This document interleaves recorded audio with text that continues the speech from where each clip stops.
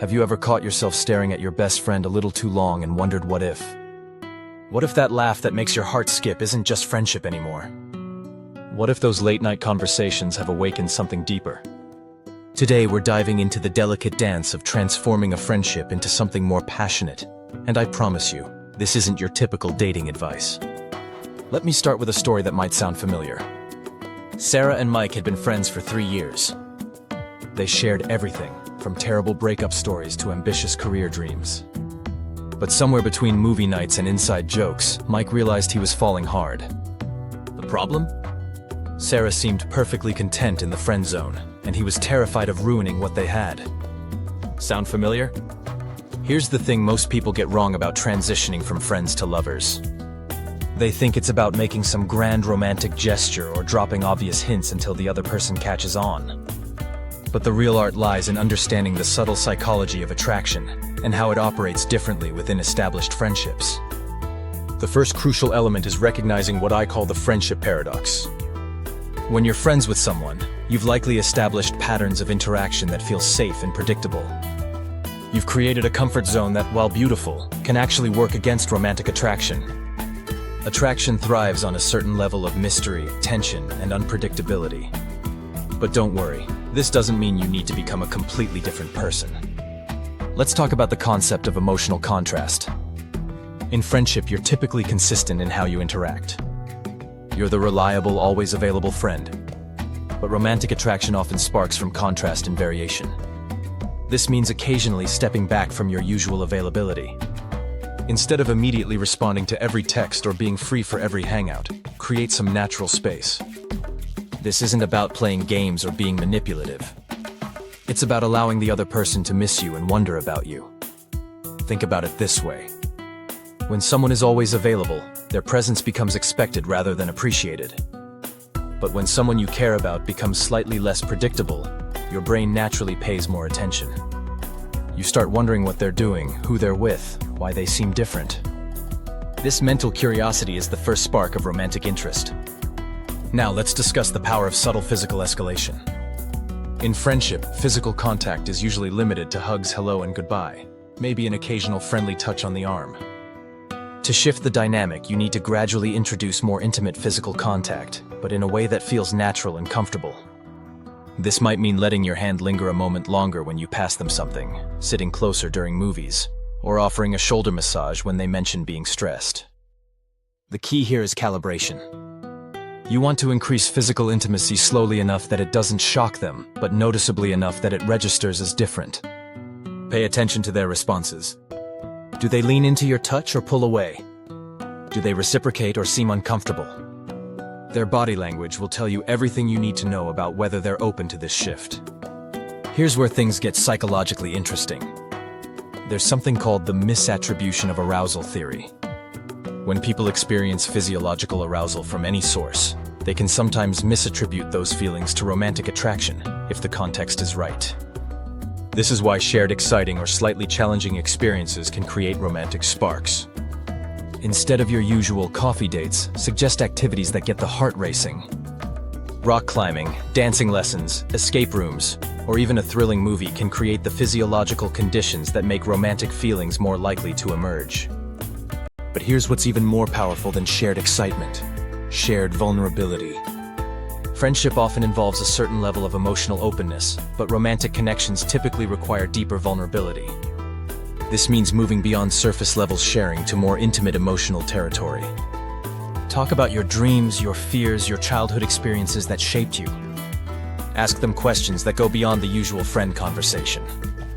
The magic happens when you create what psychologists call emotional synchrony. This is when two people's emotional states become aligned and amplified. You can facilitate this by being genuinely present during conversations, matching their energy level, and creating moments of shared emotional intensity. This might mean having deep conversations during long walks, sharing meaningful experiences, or even working through challenges together. Now let's address the elephant in the room: the fear of ruining the friendship. This fear is so common that it keeps countless people trapped in unrequited feelings. But here's a perspective shift that might help. If you're developing romantic feelings for a friend, the friendship is already changing whether you act on it or not. Pretending those feelings don't exist often creates distance and awkwardness anyway. The question isn't whether to risk the friendship, but whether to risk it through honest communication or through slowly growing resentment and emotional distance. That said, there are strategic ways to test the waters before making any grand declarations. Start by creating what I call romantic contexts within your friendship. This means occasionally framing your interactions in ways that could be interpreted romantically. Instead of saying, "Want to grab food," try, "Would you like to have dinner with me?" The subtle difference in language creates a different frame of reference. Pay attention to how they respond to these subtle shifts in context. Do they seem excited about the slightly more romantic framing, or do they seem to deflect back to clearly platonic territory?